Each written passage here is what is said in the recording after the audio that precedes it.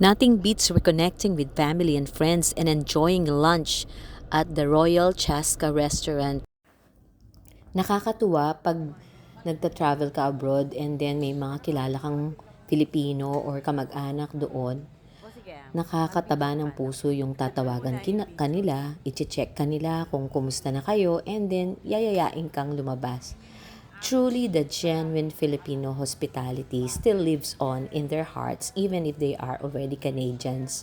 So when they heard na pupunta kami ng Canada, nag-message si Ma'am Melite sa akin.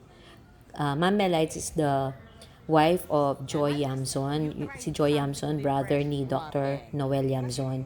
Mga cousin ko yung mga to. Mas close ako sa kanilang mga magulang, si Daddy Jesse at saka si Mami Rose. And ayun, nung nalaman nilang nandun kami, tumawag si Ma'am Light sa akin. Sabi niya, "Uy, magkita naman tayo and then kain tayo sa labas." And then I told them, "Sure, why not?" Para makita ko ulit yung mga anak nila. Ito si Clay at ang asawa niya si Rael. Si Clay kasi nung umalis ng Pilipinas, maliit pa yung mga yan. So ngayon, may pamilya na. Diyos ko, ganito na talaga kami katanda. Pero yung food dito, marami. Nasa Langley pala to.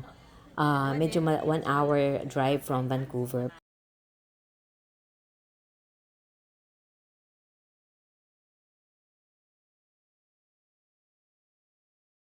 Pero masarap. Kasi bibisitahin namin yung bahay nila Rael at saka Clay.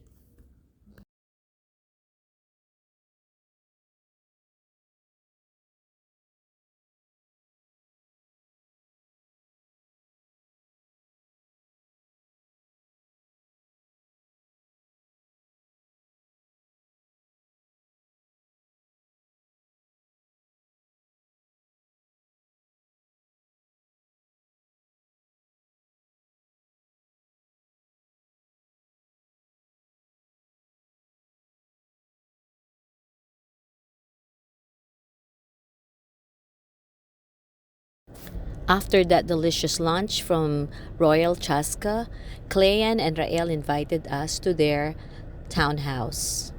Here is their neighborhood na napakaganda. They are newly built.